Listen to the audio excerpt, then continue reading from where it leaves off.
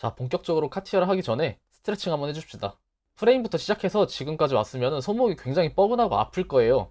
자, 동영상 일시정지하고 5분 동안만 같이 스트레칭 할게요. 참고로 공 모양을 움켜쥐는 스트레칭 같은 경우에는 반대쪽 손을 주먹을 쥐고 감싸주면 됩니다. 그러면 어느 정도 해결이 되고요.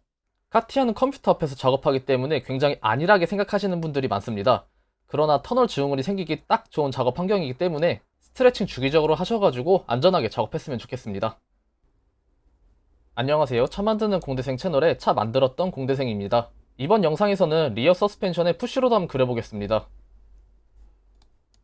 자, 저번 영상에서 프론트 서스펜션의 풀로드 같이 그려봤고요. 이번 영상에서는 리어 서스펜션의 푸시로드 한번 그려보도록 하겠습니다.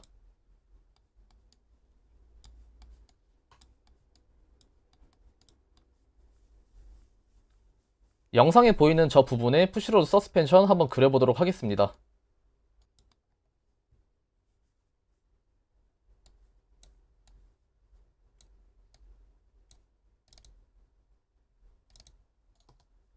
일단 댐퍼 브래킷하고 벨 크랭크 브래킷을 그릴 건데, 그러기 위해서는 프레임 어셈블리 파일을 한번 켜주겠습니다.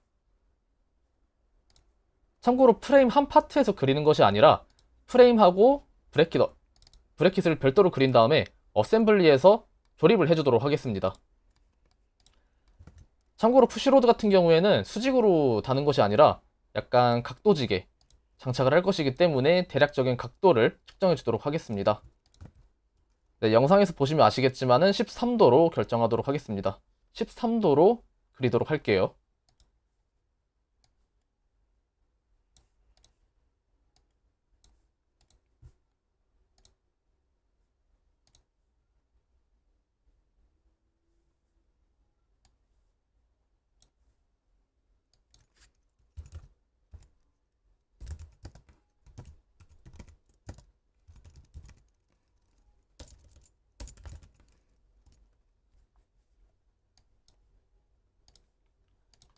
참고로 프론트 서스펜션 같은 경우에는 댐퍼하고 벨크랭크를 별도의 파일로 그렸는데, 리어 서스펜션 같은 경우에는 댐퍼 브래킷하고 벨크랭크 브래킷 한 파일로 그릴게요. 왜냐면은 13도로 꺾어서 평면을 설정을 하는데, 그 굳이 다른 파트로 그리지 않아도 다 그려지기 때문에 한 파트에서 그릴게요. 자, 일단은 그 몇 가지 요소들을 꺼내서 스케치할 수 있는 평면을 꺼내주도록 하겠습니다.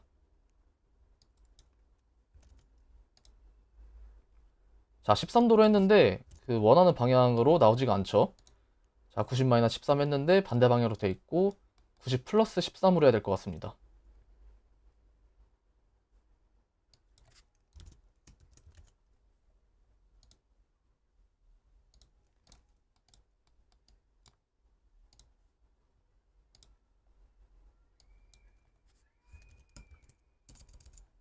그 다음에 댐퍼 같은 경우에는 폭이 24mm이기 때문에 24mm 나누기 2, 그 다음에 브래킷 티수만큼 플러스 3t 해서 평면을 잡겠습니다.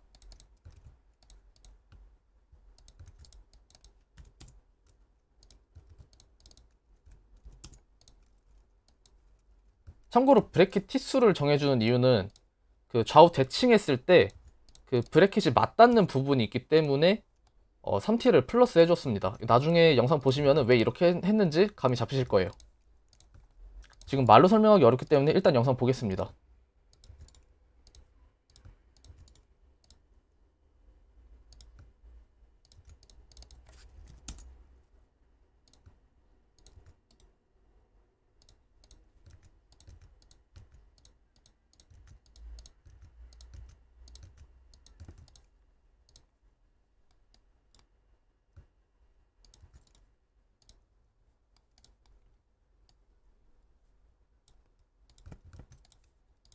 네, 저 부분 때문에 브래킷 두께까지 포함해서 평면을 잡았습니다.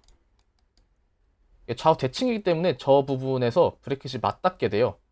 그래서 저렇게 했습니다.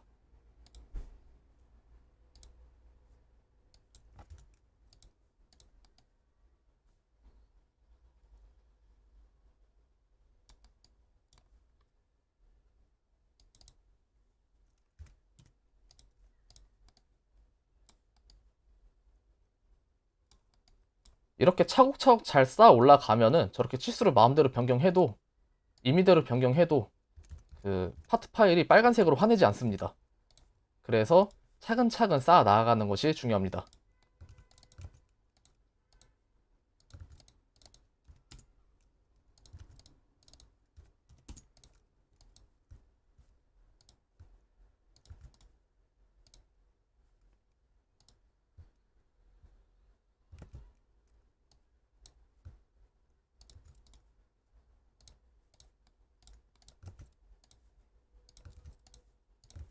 그 다음에 반대쪽 브레킷도 그리도록 할게요.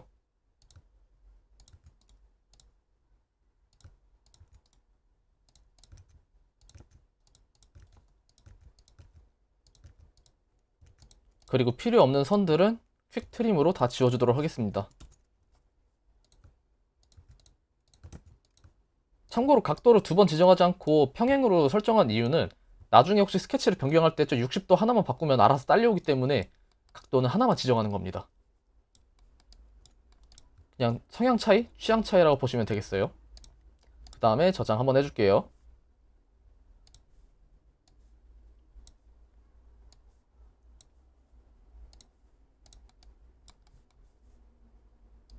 그 다음에 프레임 어셈블리 파일로 가져오겠습니다.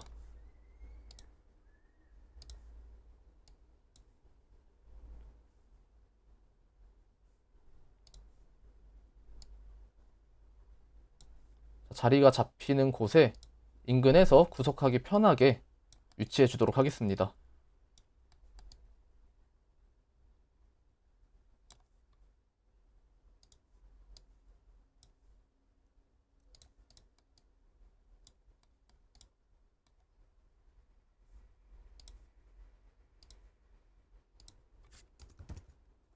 자, 중앙 맞춰주고 그 다음에 프레임 위에 얹을 수 있도록 구속을 잡아주겠습니다.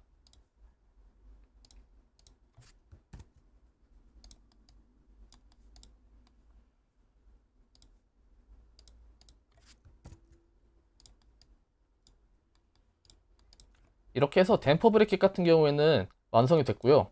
그 다음에 벨크랭크 잡아주는 브레킷도 그려보도록 하겠습니다.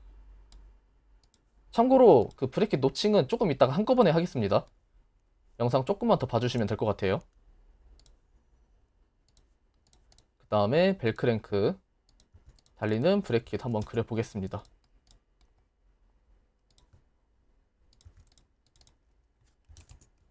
아까 13도였죠? 13도만큼 참조 요소 그려줄게요. 아, 혹시 각도가 변경될 수 있으니까는 그냥 저 평면에 맞춰서 그리도록 하겠습니다. 그렇게 되면은 저 평면만 각도를 수정하면은 알아서 다 딸려오기 때문에 이렇게 하겠습니다. 점이 안 나타났는데 안 나타난 이유는 점마저도 참조 요소로 그렸기 때문입니다. 점은 참조 요소를 풀어주도록 하겠습니다.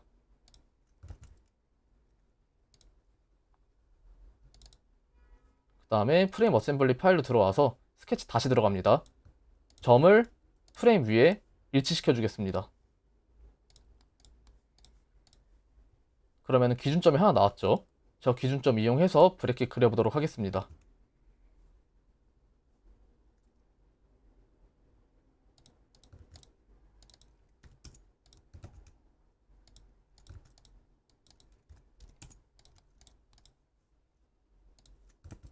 그 다음에 참조 요소 점선 켜주겠습니다.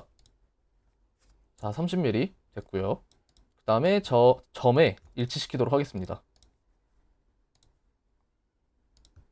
그 다음에 참조 요소 활성화 꺼주고 반대편 점을 원점에 일치시키도록 하겠습니다.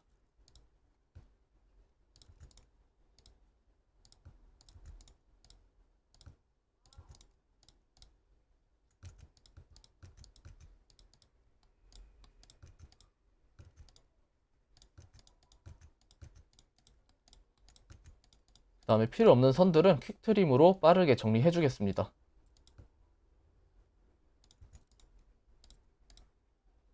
그리고 구속을 하나하나 잡아주도록 할게요.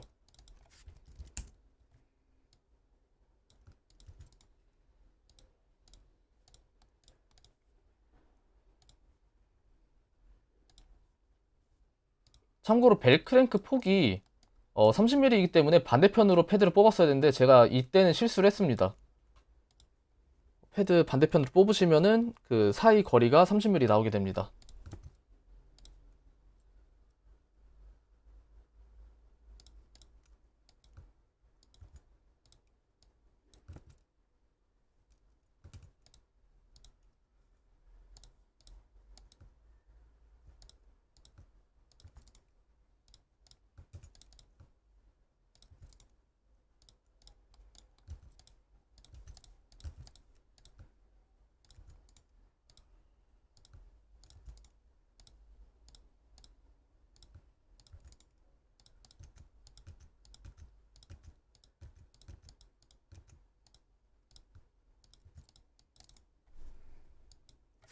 자, 각도 지정할게요.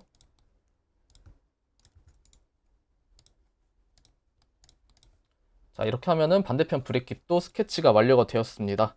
동일한 방법으로 패드 뽑아줄게요. 일단은 브레이킷은 그렸는데 이제 노칭을 해야 되잖아요. 보면은 지금 프레임 속에 파묻혔죠? 이 부분을 해결해 주도록 하겠습니다. 결론부터 말하면은 파이프가 지나가는 공간만큼 슬롯을 해줄 거예요. 그러니까 립이 패드처럼 그 길게 뽑아내는 거라고 하면은 슬롯은 그 공간만큼 비워주는 툴이거든요. 그러니까 립에 반대되는 툴이라고 생각하면 조금 더 이해가 빠르겠습니다. 슬롯이라는 기능 이용해서 어, 브레킷을 노칭해 주도록 하겠습니다.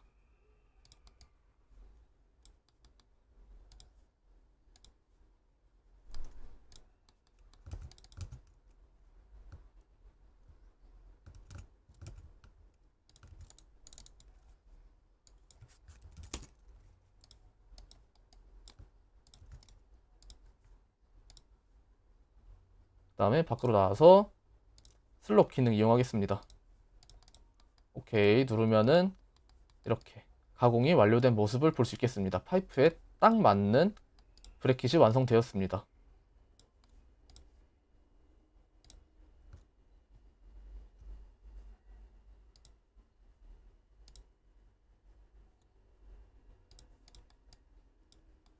그 다음에 반대편 브레킷도 그려야 되는데 그리기 앞서서 조금 정리를 해주겠습니다.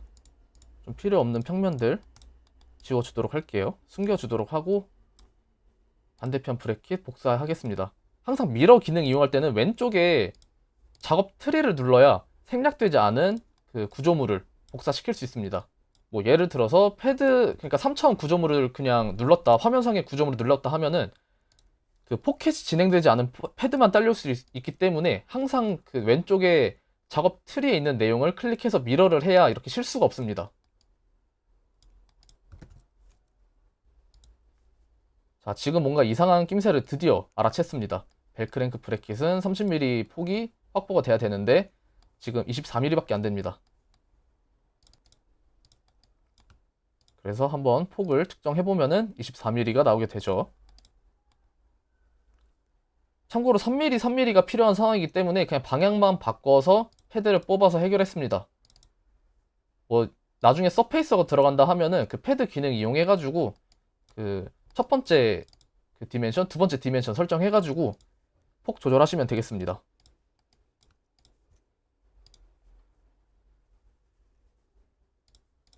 이제 30mm 폭이 나왔죠. 확보가 됐습니다. 그 다음에 저장 한번 해주도록 하겠습니다.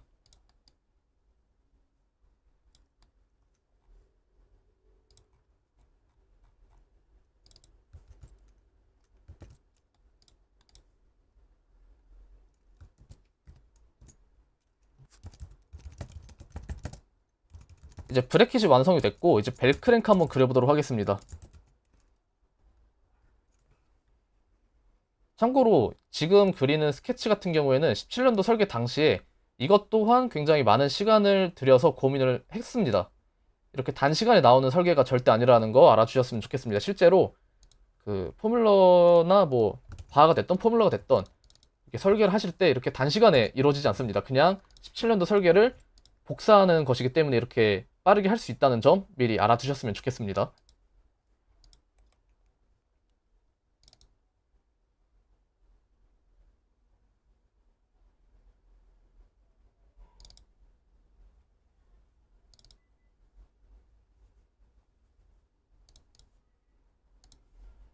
자, 앞쪽 벨크랭크 보면은 이제 어느 정도로 그 스펙을 정해야 되는지 알 수 있죠. 그리고 장명도 다시 해주고 지름값도 수정을 해주겠습니다. 볼트는 8mm M8짜리 쓸 거기 때문에 8로 설정을 해주도록 하겠습니다.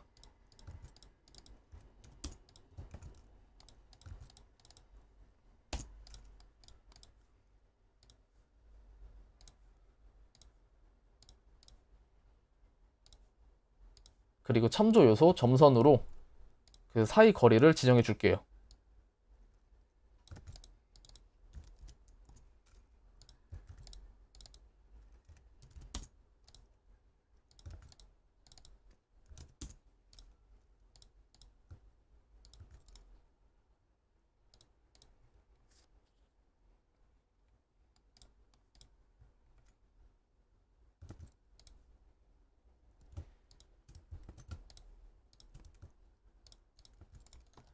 참고로 프론트 벨크랭크처럼 일직선으로 쭉쭉 뻗는 설계가 아닌 그런 형상이 아닌 이유는 나중에 그 댐퍼나 아니면은 로드엔드 잠금 너트 그 풀고 잠글 때 스패너 공구에서 간섭이 일어날 수 있어요. 그 간섭을 피하기 위해서 저런 형상을 일부러 넣는 것입니다. 그냥 간섭을 피하기 위한 용도라고 보시면 될 것 같아요. 그리고 나중에 어셈블리 됐을 때 한 번 더 언급해 드리겠습니다.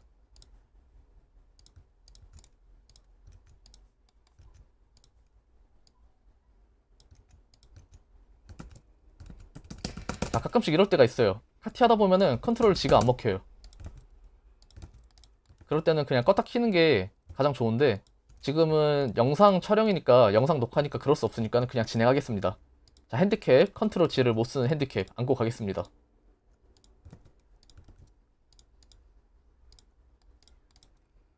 혹시라도 해당 문제를 그냥 빠르게 해결할 수 있는 방법을 알고 계신 분이 있다면은 댓글로 남겨주시기 바랍니다. 정말로 저도 궁금해요.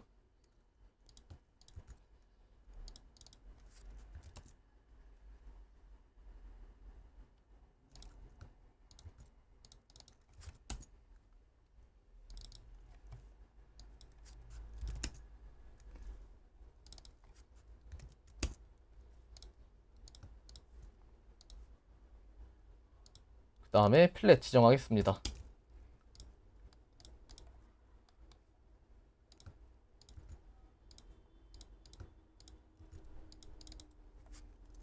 사실 간섭만 없다면 그냥 일직선으로 쭉쭉 뽑는 것이 좋습니다. 그런데 패키징상 그렇게 안 되기 때문에 이렇게 필렛 넣어주고 약간 각도 넣어주고 하겠습니다.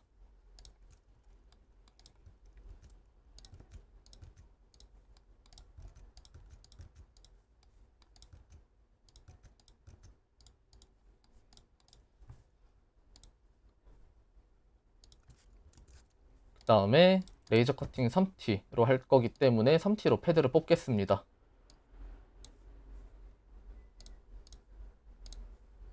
아, 어셈블리를 눌렀어야 되는데 파트 디자인 눌렀어요. 그래가지고 영상 보시면 아시겠지만 이따가 조금 헤맵니다.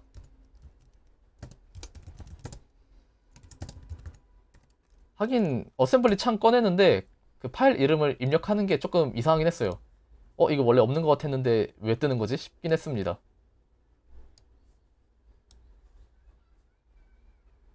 자, 저번 영상에서 만들었던 그 벨크랭크에 들어가는 베어링 하우징 꺼내줄게요. 그 다음에 로드엔드 베어링에 들어가는 볼하고 서페이서도 함께 되어 있는 파트도 꺼내주겠습니다. 이전 영상 보시면은 다 있습니다. 어떻게 그린지 알 수 있어요. 자, 지금 파트가 안 딸려오죠? 지금 뭔가 이상한 걸 낌새 챘어요.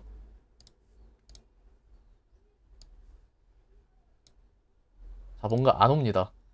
자, 어셈블리 창을 켰어야 되는데 실수로 파트를 켰습니다. 자, 어셈블리 다시 켜줄게요.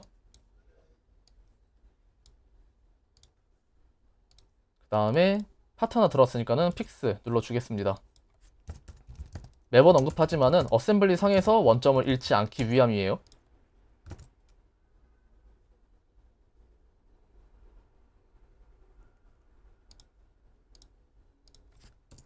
그 다음에 벨크랭크 어셈블리 R 리어 이렇게 장명해 주도록 하겠습니다. 컨트롤 S 눌러서 저장 한번 해줄게요. 그 다음에 그려놓은 벨크랭크. 자, 컨트롤 C, 어셈블리 파일 더블 클릭한 다음에 컨트롤 V. 이렇게 하면은 어셈블리 상에서 복사가 됩니다. 그 다음에 보라고 서페이서 한 파트로 되어 있는 이 파트도 불러올게요. 그 다음에 구속을 좀 원활하게 하기 위해서 보기 편하게 흐트려 놓겠습니다. 그 다음에 컨트롤 U, 업데이트 눌러서 아까 픽스해놓은 그 베어링 하우징만 제 위치 찾아가도록 하겠습니다.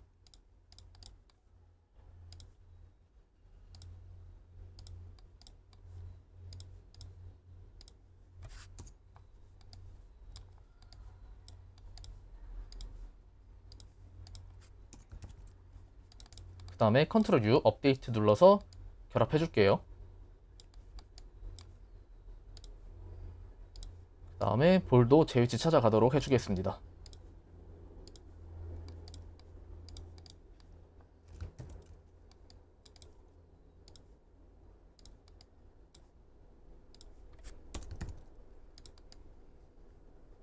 자, 이렇게 해서 리어 벨크랭크 어셈블리 완성되었습니다. 저장 한번 해주고요.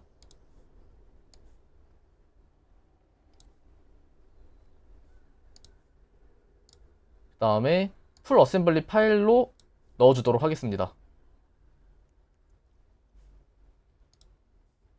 그 다음에 이제 댐퍼가 들어가야 되는데, 댐퍼 같은 경우에는 DNM RCP2 쇽 사용했거든요. 그 쇽 같은 경우에는 모델링이 아크 카페에 그 한기대 김한태 선배님이 공유를 해주셨습니다. 본사에서 받은 파일이라고 하는데 퀄리티가 진짜 좋아요. 정말 좋은 파일 공유해주신 김한태 선배님 정말 감사합니다. 저번 영상에서 그 서페이서 플라스틱 그 부싱까지 어셈블리 된 그 파일을 넣어주도록 하겠습니다.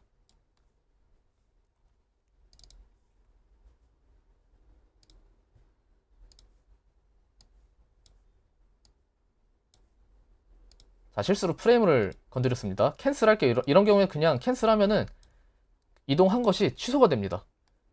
당황하지 않고 캔슬 누르면 됩니다. 그 다음에 구속하기 편하게 조금 그 위치를 수정하도록 하겠습니다.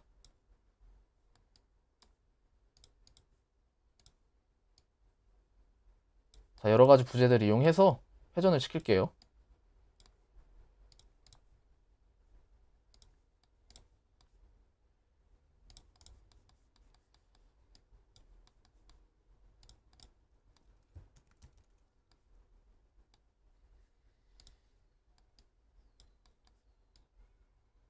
사실 원점과 원점을 어셈블리 해주는 게 가장 좋긴 한데, 그 브래킷 그릴 때 원점을 미러를 안 시켰기 때문에 한쪽에만 있습니다. 결론부터 말할게요. 한쪽에만 있어가지고 그냥 맞닿는 부분으로 어셈블리를 했어요. 자, 찾아보는데 조금 뭔가 마땅치 않아가지고 그냥 맞닿는 부분으로 구속을 잡았습니다.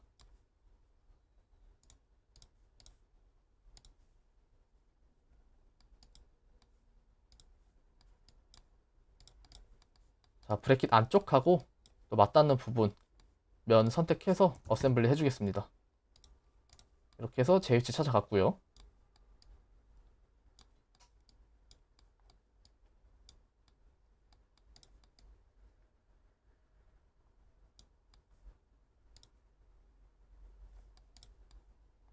그 다음에 댐퍼 조금 위치 수정해 줄게요. 그 다음에 벨크랭크 어셈블리 하겠습니다.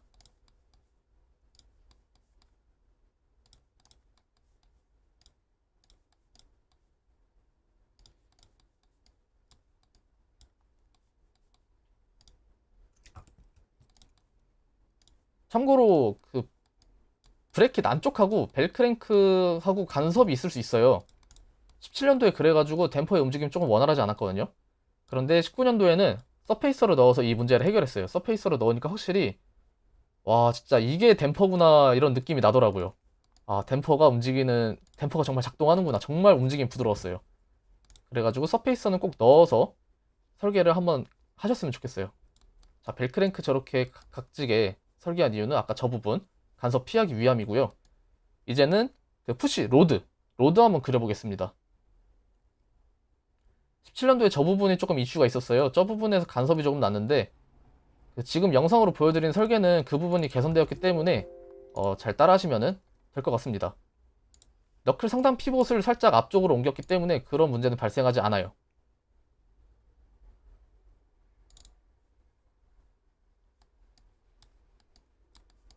그 다음에 그 푸시로드 링크가 달릴 그 A암을 꺼내서 한번 작업을 진행해 보도록 하겠습니다.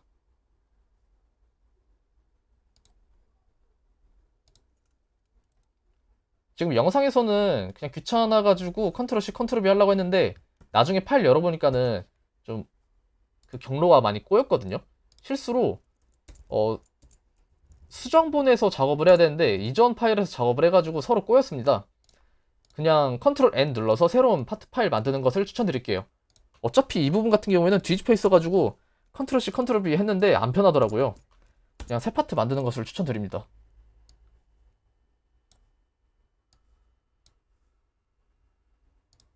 지금 파일명 보시면은 프로덕트 이름은 R이라고 되어 있는데 그 작업 창 상단에 보면 F라고 되어 있는 거 아마 보셨을 거예요. 이 부분 조금 작업 꼬인 거는 융통성 있게 알아서 작업하셨으면 좋겠습니다. 저와 같은 실수하지 않게 융통성 있게 작업하시면 될 것 같아요.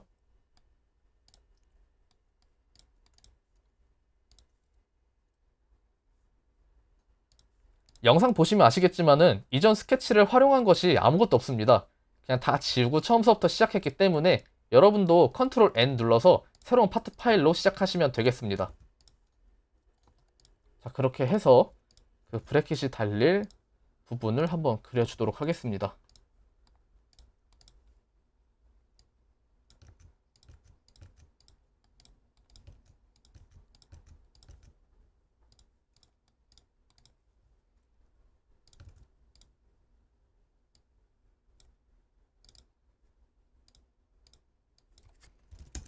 참고로 지금 남아있는 유일한 흰색 선이 있잖아요.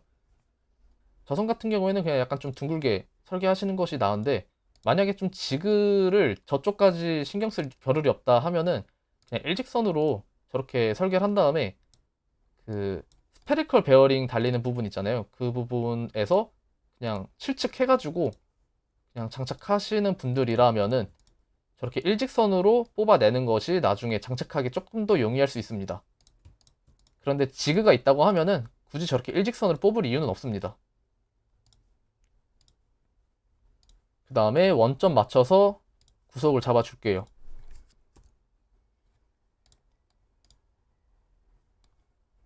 그 다음에 파이프 위에 바로 맞닿게 하려고 했는데 지금 저 부분 같은 경우에는 구석이 잡히는 곳이 없습니다. 그냥 오프셋으로 설정해서 파이프 절반만큼만 띄울게요.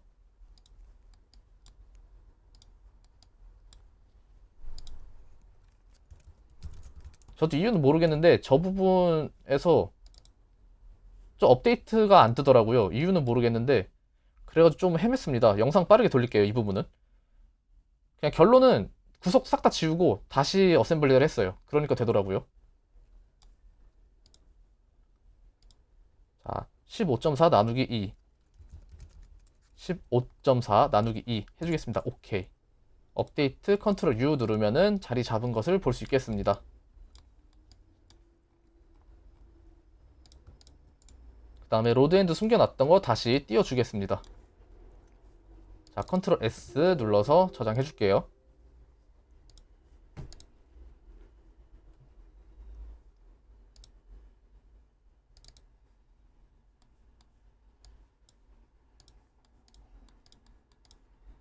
그 다음에 스케치 안에 들어가서 좀 해줘야 될 작업이 있습니다. 그 풀어셈블리 파일로 들어갈게요. 그 다음에 저 파트를 더블 클릭하면 스케치를 열 수 있거든요. 저 부분에서 참조 요소를 하나 그려 놓도록 하겠습니다. 서스펜션이 한 평면에서 그 움직일 수 있도록 설계하기 위해서 참조 요소를 하나 그려주겠습니다. 그 다음에 저 평면하고 일치시켜 줄게요.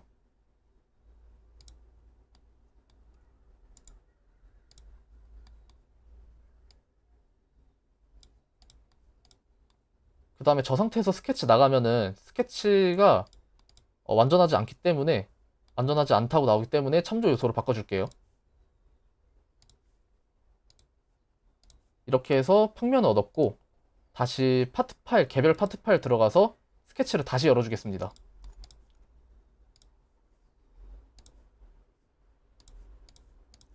그 다음에 수직한 참조 요소 하나 그려 넣을게요. 그리고 사각형 툴 이용하겠습니다. 참조 요소는 꺼줄게요. 그 브레킷 달리는 부분 홈 파주는 겁니다. 조금 더 정확하게 설계하기 위해서 다음과 같은 방법으로 자리를 잡았어요.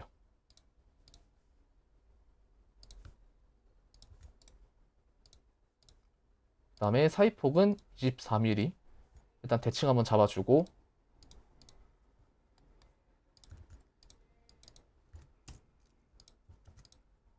자, 3T 철판을 이용했기 때문에 그 홈의 폭은 3으로 설정했고, 홈 같은 경우에는 길이가 5mm였기 때문에 5mm로 설정을 해주겠습니다. 사이는 24mm, 그 다음에 폭은 5mm. 프론트 서스펜션에 달렸던 그 파일 다시 사용할 거예요. 그 다음에 대칭 한번 잡아주겠습니다.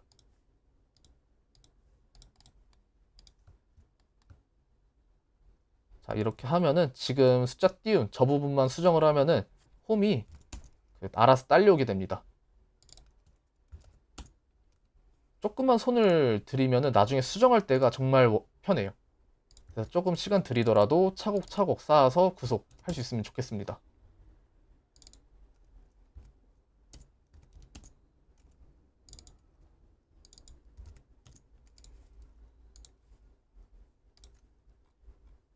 그 다음에 저장 눌러줄게요.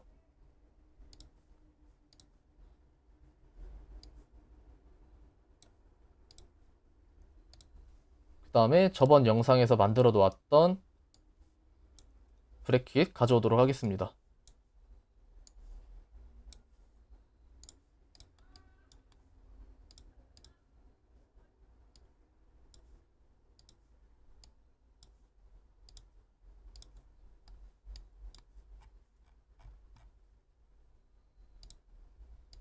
자, 평면이 숨겨져 있어가지고 평면 다시 보여지도록 하겠습니다.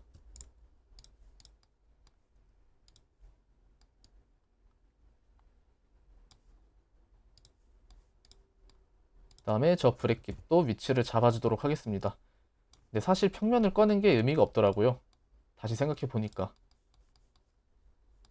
그래도 나중에 그 볼을 어셈블리 할 것이기 때문에 평면 이렇게 활성화 시켜 놓도록 하겠습니다.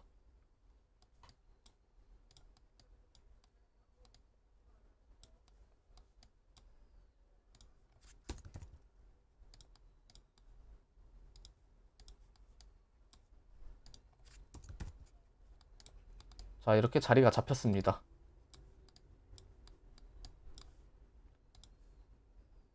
그 다음에 볼 가져오도록 하겠습니다.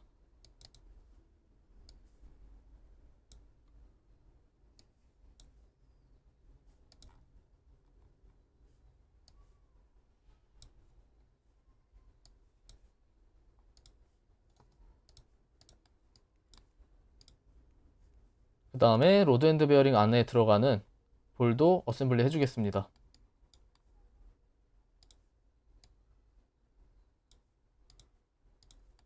푸시로드 링크에 달리는 로드 앤드의 볼 자리 잡아서 어셈블리 해주겠습니다.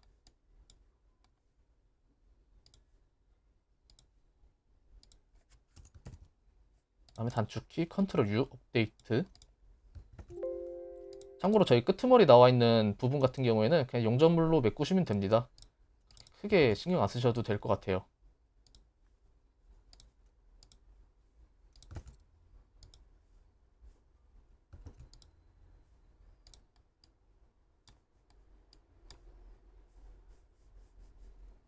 그 다음에 사이 거리 측정해 주겠습니다. 그 다음에 계속 사용하던 로드 파일 있죠? 하나 복사해 주겠습니다. 자, 컨트롤 C, 컨트롤 V 눌러서 복사본을 무조건 파일명을 변경하겠습니다. 자, 푸시로드 파일로 장명을 해줄게요. 그 다음에 장명된 파일을 열어서 프로덕트 이름을 반드시 바꿔줘야 돼요.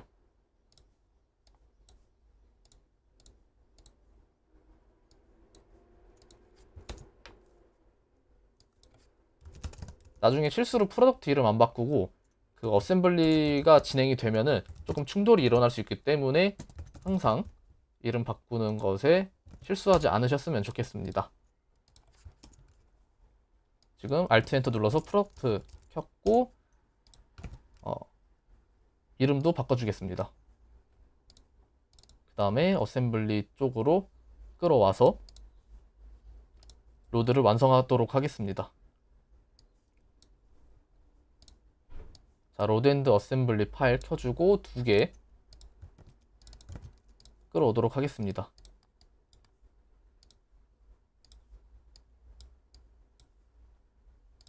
뭐 이 부분은 많이 봐가지고 다 외우셨을 것 같아요. 어떻게 하는지. 이 부분은 굳이 설명하지 않겠습니다. 이미 저번 영상에서 많이 언급돼가지고 또 언급할 이유는 없을 것 같아요. 그냥 어셈블리 위치 맞춰서 하는 작업이 되겠습니다.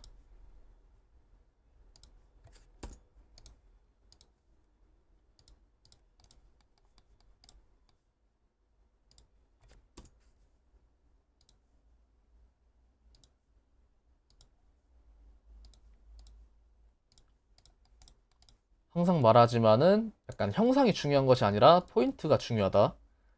그리고 형상은 그 포인트 위에 얹어지는 것이다. 약간 이렇게 생각하시면 설계하는 것이 조금 더 용이할 것 같습니다. 그 다음에 사이 거리 측정할게요. 그 다음에 측정된 거리를 컨트롤 C 복사해 주겠습니다.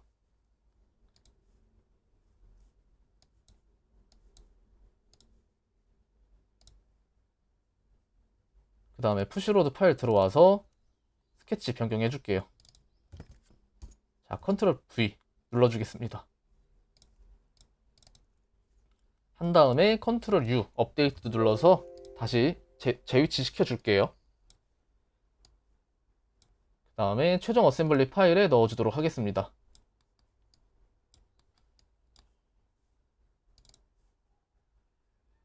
그 다음에 최상단 어셈블리 파일 더블 클릭해서 어셈블리 작업창으로 활성화 시켜주고 링크 같은 경우에는 구속하기 편하게 조금 더 근처로 이동하도록 하겠습니다.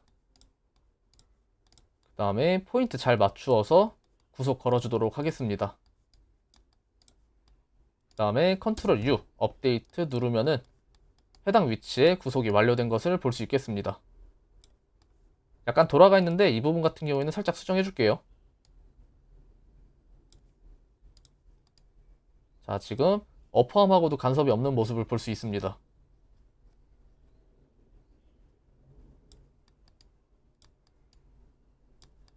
자, 벨크랭크 같은 경우에는 저러한 형상을 하는 이유가 상단에 로드 앤드 잠금 너트 있잖아요. 지금 보이시는 저 부분 스패너 돌릴 때 간섭 없으라고 저렇게 일부러 파놓은 겁니다. 자, 이렇게 해서 리어 서스펜션의 푸시로드 어떻게 그리는지 영상으로 같이 한번 알아보았고요. 영상 잘 참고하셔가지고 대회 때 좋은 결과 있었으면 좋겠습니다. 영상 초반에 알려드렸던 스트레칭 하면서 마무리하면 될 것 같습니다. 긴 영상 끝까지 시청해주셔서 감사합니다.